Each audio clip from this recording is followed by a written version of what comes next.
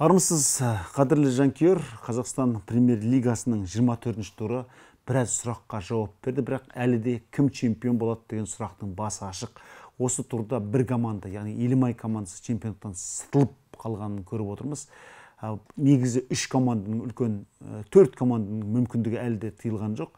Ал Тобыл енді басқа қарсыластарының бәрі ұтылған жағдайда чемпион аталады. Сондықтан Тобылды бұл қатарға қосамыз ба, қоспаймыз ба әлі де білмей отырмыз. Демек, бүгінгі осы 24-ші турға арналған шолумыз осы тұрғыдан да қызықты болады деп сенеміз. Ендеше осы турдағы 6 ойынның да күтпеген тамаша нәтижелері бар.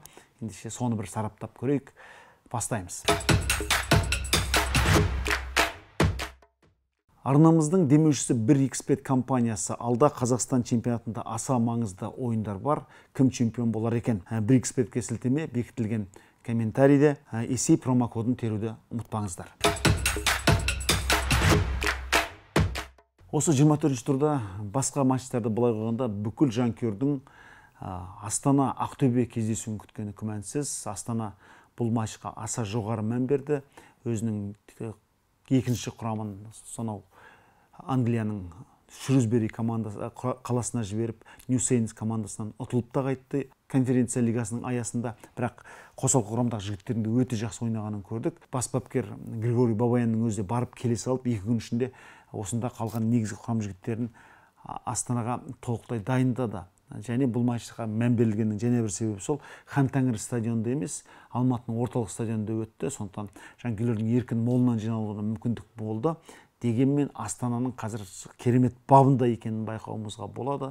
Негізгі қарсыластарының бәрін таза ұтып келе жатыр еді. Міне тура сол соқаның аузына Ақтөбеде түсіп қалған сияқты. Ақтөбе үшін бұл матч аса маңызды болатын, өйткені біздің 5 дүркін чемпиондар өткен турға қатыспай осы матчқа тыңғылықты дайындалған мүмкіндік болды. Егер Леоновтың таңдаған құрамында аса бір таңдай қақтыратын ештеңе болған жоқ. Арман Кеңесов, Ыдырыс Сомаев сияқты жігіттер негізгі құрамнан орын тапты. 2 қорғаушымен ойнады. Әрине Әлібек Қасымның 4 ескертуі болғандықтан бұл матчқа қатыса алмайтыны алдын ала белгілі болды. Ал Астана жалпы көзіміз үйренген құрамды алаңға қоя берді. Және бірден айтайық, Ақтөбенің ойынның басында жіберген 2 қателігі осы ойынның тағдырына тікелей әсер етті. Чемпионаттың тағдырына тікелей әсер етті ме деген де ойымыз бар. Қапталдан көтерілген допқа Богдан Ветежелу ұмтылып тура қарсы алдына түсіріп бергенде, әрине мұндай сәтте дайырасқа тік қасық болды. Осман Камара шебер меңгерген, алдымен допты көкірегіне қондырып жерге түсіріп алды. Сонымен оң аяқпен қайтарылмайтын соққы бағыттады. Игорь қанша доптың жолынан тіпті зымыран болып да жете алмайтындай еді, өйткені эпизод қасқағымда ойналды. Осылайша тез есеп ашып кетті. Одан ары қарай тағы да бір қорғаныстағы қателік. Оң қапталдан пас келеді, Назми Грипши орталық алаңда бос тұр. Жарайды, мұнда 2 орталық қорғаушы, 2 жақтағы ойыншыны, біреуі Марин Томасты, біреуі Джеффри Чинерді жауап тұр дейік. Сонда артқы жартылар Лео Струмия қайда деген сұрақ туады. Көрдіңіз бе? Астана осылай ойынның басымдыққа ие болғаннан кейін ары қарай кәдімгі тәжірибеге басып, бұл команда былай айтқанда матчты жеңіс жолымен аяқтауға тәжірибелі команда оп-оңай қол жеткізді десек те болады. Тіпті екінші таймда Марин Томастың 3-ші гол соғып кететін мүмкіндігі болды. Ақтөбеде де бір мүмкіндіктер болды, бірақ және бір голда соғылды, бірақ ол кезде уже Агбоның ойыннан тыс қалған, артынан тамашалағанда, қайтара тамашалағанда еш күмәніміз қалмады. Мен осы екінші таймды көріп отырып, осы Қайрат пен Ақтөбенің арасындағы ойын қайталанар ма екен? Екінші таймда Қайратқа қарсы Ақтөбе өте жақсы ойнаған еді. Сондай бір жігермен ойнама деп едім. Жоқ, кәдімгі Астана командасы қарсыластың аптығын баса отырып, ойынды бір сыдырғы қылып жіберді. Яғни Ақтөбенің қалаған ойынын жүргізген жоқ. Сондықтан да Ақтөбе былай айтқанда өзін-өзі тығырыққа тірегендей көрініп отыр. Осылайша Ақтөбе қазірдің өзінде 4-ші орынға түсіп қалды. Ал Астана таза 2-ші орынға көтерілді, және Астананың бір ойыны кем, демек ол жоғалтқан ұпай саны бойынша қазір ықтимал 1-ші орында тұр деуімізге болады. Бұл матч біз күткендей болды, бірақ Астананың тым еркін жеңіске жетуі кішкене жанкүйерлерді әр-сәр күйге бөлеген шығар. Жалпы бұл матчты алаңнан тамашалау мүмкін болмады. Өзіміздің эфирде матч жүргізуімізге байланысты, құрметті көрермен. Бірақ дегенмен жалпы Қазақстан чемпионатында осындай нарқы жоғары матчтардың болғаны аса әрбір жанкүйерге керек дер едік. Астана Ақтөбе әлі де үмітін үзген жоқ. Кейінгі екі турда бұл команда Шахтермен және Тұранмен кездеседі, яғни аутсайдердің екеуімен де кездеседі. Сондықтан Ақтөбеге енді негізгі бәсекелестерінің сүрінуін күтуден басқа амал жоқ. Өйткені Ақтөбе кейінгі екі қарсыласында еркін жеңетініне күмән тудырмайды. Өйткені Шахтер премьер-лигадан ұшып кетті, ал Тұран қатарынан 5 ойында жеңіліп жатыр. 6 ойында жеңілетініне күмән тудырмайды. Өйткені Ақтөбе қазір қалайда бар ашуын сол командадан алуға тырысады. Сондықтан басқа қарсыластарын күтуге мәжбүр. Бұл турдағы және бір аса маңызды матч Ордабасы жеңіс кездесуі болды. Былай айтқанда премьер-лига дебютанттарын Ордабасы азу түске салып бұтарлап жібере ме дегенде ой болған еді. Жоқ. Бразилияның легионерлері жеңістің керемет бабына енуіне қызмет етіп жатыр. Бірінші гол соғылған сәтте қараңыздаршы, Зураб Тевзадзе айбалаңына көтереді, ар жақтан Бруно Силва келеді де Матия Ромға пас беріп қояды. Ал Матия Ром болса шабуылдаушы ойыншының аяғына салып бере қояды. Былай айтқанда осы жерде Ордабасының 3 қорғаушы да тікелей қателесті. Және қызығы бұл ойынға негізгі құрамға Кристиан Товарды қойған екен. Кирилл Кекер Сергей Малыйдың орнына Малыйдың өткен ойында жарақат алғанын білеміз ғой. Сондықтан бұл Товар мүмкіндігінше мүлде сенімді ақтаған жоқ деуімізге болады. Екінші гол соғылғанда да соған ұқсас жағдай қайталанды. Солға қарай сытылып кетті де ойыншы мынау Сергей Волков тура шабуылдаушы ойыншының аяғына гол салып, допты салып берді. Осылайша есеп 2-0-ге жетті. Ары қарай бетперде киіп алған Жоу Оливейра Ғафуржан Симбаевқа қарсы ойын тәртібін бұзды. Ордабасы ойынға оралама деген едік. Бұл жерде Бауыржан Исламханның қатты тепкен пенальтиді Мирослав Лобанцев құтқарды. Алып шықты. Былай айтқан кезде Лобанцев кейінгі 2 матчта да өте жақсы өткізіп жатыр. Сондықтан Бауыржан осы Ордабасының чемпиондықты қорғаймыз деген үмітін белден сызғандай да көрінеді. Кейінгі кездері Бауыржан пенальтилерді дұрыс орындай алмай жүр. Естеріңізде болса, Дифферданжға қарсы матчта пенальти соға алмай, кейін ойын соңындағы пенальти енгізіп әйтеуір бір кішкене реттеген сияқты еді. Ал бұл жолы оң қапталға, оң жақ бұрышқа қатты соққы жасағанмен Лобанцев алып шықты. Лобанцев осы Ақтөбе сапында, одан кейін Елмай сапына барғанда бір кішкене көмескі тартып қалған еді. Жеңіске келгенде де Темірлан Анарбековтың тасасында қалған сияқты еді, бірақ соңғы 2 матчта өте жоғары деңгейде өткізіп отыр. Осылайша күтпеген жерден турдың сенсациясын жеңіс жасап отыр. Вячеслав Садовскийдің соққан голы ештеңе шешкен жоқ. Бұдан кейін де жақсы мүмкіндіктер болды. Макаренконың соққысы болды, басқа да соққылар болды. Асқат Тағыбергеннің алыстан бағыттаған тамаша соққысын Лобанцев тырп еткізбестен ұстап алды.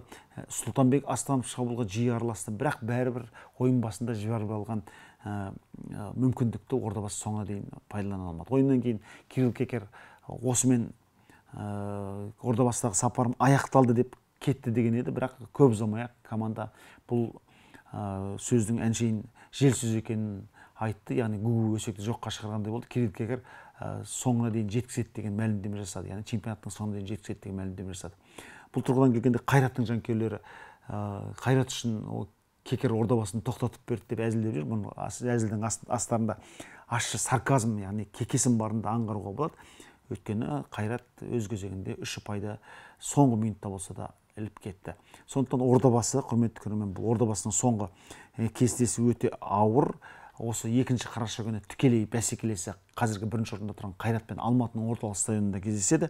Одан кейін Елмаймен кездеседі. Яғни Елмай қазір чемпиондықтан үміт үзіп қалса да, бұл команда бәрібір осы 9-ші қарашаға қалған соңғы матчын аса жоғары деңгейде өткізуге тырысатыны анық. Сондықтан Ордабасының алдағы 2 ойыны бұл команданың не үздігіштікке кіретінін, не чемпиондық атағын қаншалықты қорғайтынын аңғартады. Сондықтан жалпы чемпион болудан гөрі чемпиондық атақты қорғау қиын деген қағида осы Ордабасыға қатысты сияқты. Жетісу өз алаңында Қайратты қабылдады. Ойынның 3-ші минутында Сержан Мұжықов гол соққанда Қайраттың чемпиондық үміті тағы да көкке ұшты ма деген ой туған еді. Бұл жерде қапталдан келген пасты көкірегіне қондырып барып, Сержан Мұжықовтың сол аяқпен аса шебер орындаған соққысын тіпті енді чемпионаттың осы турдың әдемі голдарының бірі деуімізге болады. Бірақ Қайраттың бағы сол, бұл команданың сапында мерген қорғаушылар бар. Алдымен Мартинович есепті теңестірді. Ары қарай 30-ші минутта жарақат алып, орнын Олжас Байбекке босатып берді, бірақ негізі Қайраттың жеңісінің алғышартын осы Мартинович жасап берді десек болады. Одан кейін жан жақты шабуылдады командалар. Тіпті Георгий Заряның 2 метр жерден допты аспанға тепкенін, одан кейін қақпаның бағанына тепкенін көрдік. Осы матчта жолы болмаған ойыншы кім десе, осы Георгий Заряны айтуға болатын еді. Ал 90+2 минутта бұрыштан көтерілген допты Ордабасының 2 ойыншысы тура Офри Араттың басына салып берді. Офри Арат секірген сәтте Мейрамбек Қалмырза қатар секіргенмен кештеу секірді, ешқандай кедергі жасай алмады. Сөйтіп израильдік жартылай қорғаушы, орталық жартылай қорғаушы Қайраттың үмітін қайта тірілтті. Сырт алаңнан 3 ұпай Қайрат үшін өте орайлы болып отыр. Қазір Қайрат 22 ойыннан 41 ұпай жинап көш басында тұр. 22 ойыннан 40 ұпай жинаған Ордабасыны қазірдің өзінде артқа тастап отыр. Сондықтан келесі турда Қайрат Ордабасы кездесу Алматының орталық стадионында аса маңызды ойын болатыны күмәнсіз. Бұл командалардың чемпиондық амбициясы нақтыланатын сәт осы. Сондықтан да Қайрат одан кейін 9 қарашада Атыраумен ойнайды. Яғни Ордабасыны жеңе алса, бұл команда Атырауға да аса үлкен жігермен шығатыны күмәнсіз. Осылайша міне чемпиондықтан үміткер командалардың бірі ұтылып, бірі жеңіп, бұл айтқанда өте қызықты тур болды. Ал Елімай командасы болса, бұл жерде Атыраудан жеңіліп қалды. Енді бұл ойында да толық болмаса да тамашаладық. Николай Сигневич осы чемпионаттағы 8-ші голын соқты. Ол гол соққан сәтте қорғаушылардың тіпті қараусыз қалдырғанда кішкене кешірілмес жағдай болды. Бірақ қайталап айтамыз, премьер-лигаға біраз жылдан кейін қайта оралған Елімайдың осы деңгейге жеткен, яғни чемпиондықтан соңғы 3 тур қалғанша үміткер болғанның өзі керемет. Қайта соңғы ойыны бұл команданың 9 қарашада Ордабасымен өтетінін айтып отырмыз.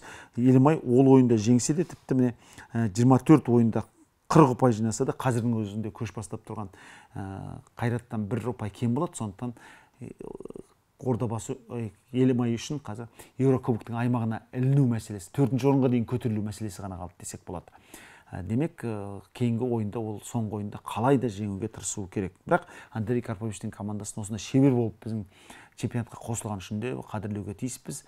Егер шынында да 26 жылы қазіргі Пищевик стадионының орнына салынатын жаңа кешен аяқталатын болса, онда Елімай қазақ футболының көшбасшыларының қатарына еркін қосылатындай барлық алғышарт болады деген сөз. Күтеміз соны.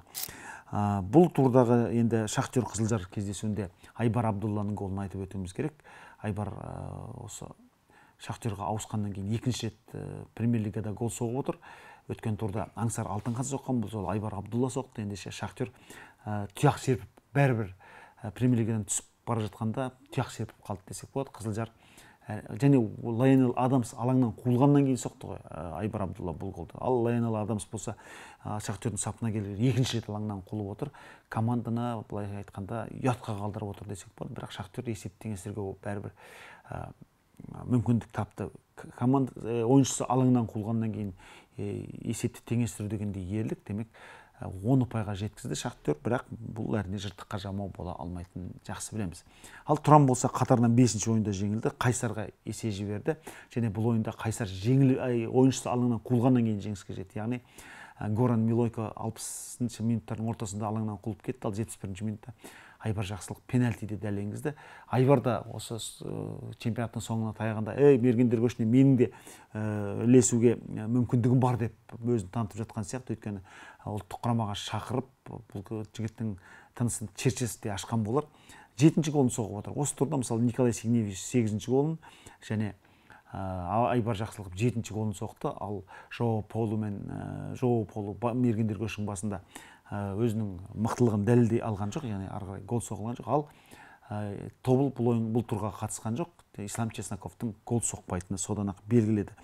Енді турнир кестесінің басында Қайрат тұр, 22 ойында 41 ұпай, одан кейін Астана 21 ойында 40 ұпай, яғни 30-шы қазан күні Астана Атырау кездесуі өте шешуші болуы мүмкін. Өйткені Астана бұдан кейін осы негізі 3 ойыны қалды Астананың.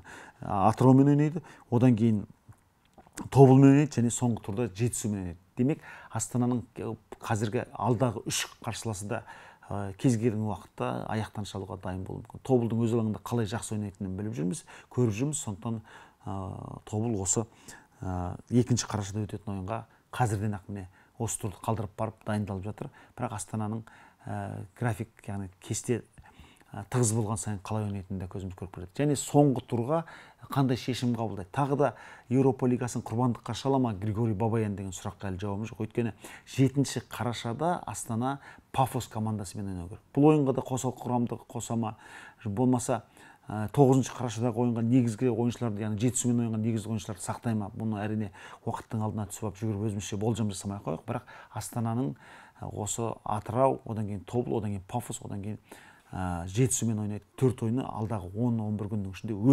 өте қызықты болғалы тұр. Яғни Бабаянның шәкірттері осы бабын сақтай ала ма деген сұраққа да жауап іздейтін сәт таяу. Міне осылайша 24-ші турды өте қызықты нәтижемен аяқтадық, құрметті көрермен. Чемпиондықтан үміткер командалар тағы да қайталап айтамыз. Қайрат, Астана, осы екеуінің мүмкіндігі өте жоғары. Одан кейін Ордабасы бірақ өте кестесі мықты командалармен екен, яғни Елмаймен және Қайратпен кездесетінін айтып өттік. Оған қиындау болуы мүмкін. Ақтөбе кейінгі екі команданы жеңіп қояды да, біздің болжамымызша 24 ойында 43 ұпаймен чемпиондықтан әлі де үміткер бар. Бірақ үміт егер Қайрат келесі турда Ордабасын жеңіп кететін болса, сол жерде үзілуі мүмкін. Сондықтан әзірше бәлен деп айту қиындау. Ал Елмай қалды. Өйткені Елмай өсіп қалай дегенде 4-ші орынға шығуға тырысады. Соңғы турда кіммен кездесетінін айттық. Бұл команда 23 ойыны бар. Енді 24-ші ойында ол 3 ұпай алатын болса 40 ұпай. Қазірдің өзінде чемпион болудан үміт үзіп деп отырғанымыз сол. Ал Тобылдың 22 ойында 36 ұпайы бар. Бұл команда 39-42, яғни келесі 2 ойынды жеңетін болса, онда 42 ұпаймен. Оның да чемпион болар болмас бір сынық сүйем кішкентай бір үміті бар десек болады. Бірақ мұндай теориялық үміттің қаншалықты іске асатын болжау қиындау. Қайсардың, Атыраудың осы чемпионат бастылар аяқталар тұста жақсы бабына енгенін байқаймыз. Сондықтан Атыраудың да Астана сияқты, Қайрат сияқты чемпионаттан үміткер командалармен кездесетінін ескерсек, бұл команданың да жалпы осы турнир кестесіне тікелей әсер етуге мүмкіндігі бар. Ендеше 25-ші турды асыға күтеміз. 2 қараша және 9 қарашада Қазақстан чемпионатының соңғы турлары ойналады. Олардың алдында да, ойындардан кейін де өз арнамызда тіпті болжам жасап, немесе осындай ойыннан кейін қорытындымызды айтып, біз чемпионаттың осынша тығыз сығылысқан, чемпиондық үшін таластың өте қызықты болғаны үшін де жанкүйерлермен бірге қуанатын шығармыз. Бірақ менің ойымша, қай команда чемпион болса да, қай команда қалып қалса да жанкүйерлердің жүрегінде бір өкініш болмайды деп сенемін. Өйткені біз тартысқа толы чемпионатты біраз уақыттан бері көрген жоқ едік. Және сол қалауымыз орындалды. Ең бастысы келесі жылы ел намысын Еурокубоктарда қорғайтын командалардың мықты болғаны керек бізге. Осымен шолуымызды аяқтаймыз. Аман сау болыңыздар.